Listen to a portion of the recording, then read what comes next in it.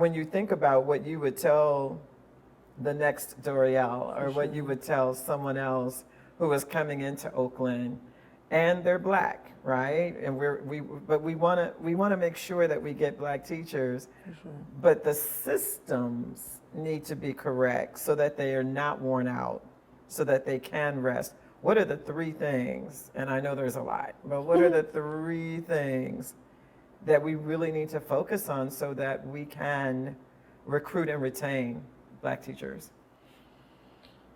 So I think the first thing that comes to mind for me is this aspect of holistic wellness. Looking at the individual through all of the lens of what they're going to need, what they want, what they desire, what makes their heart beat, etc. And so I'm thinking of this social emotional piece that's needed.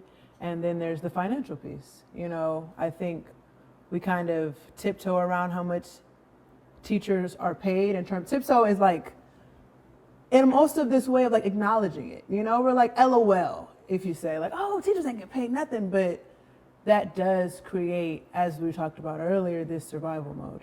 And so I think one of the things is financial incentives.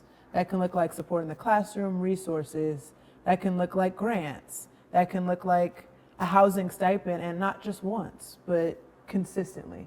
I think there was a whole thing where they were offering people money on their rent, right? But one time, like we don't need to still live the next year, you know? And I think we don't think about even maybe working through the financial budgeting of like, okay, how about we break down a stipend into 5 years? You know, something like that where you can't just get a teacher to get in for 1 year and give them a little money and think they're just gonna stay because then the money runs out. You know, the rose-colored glasses come off. So there's that incentivizing. And then when I think of the social emotional, there's two different pieces there. I think shifting the narrative is necessary. And being honest with that narrative.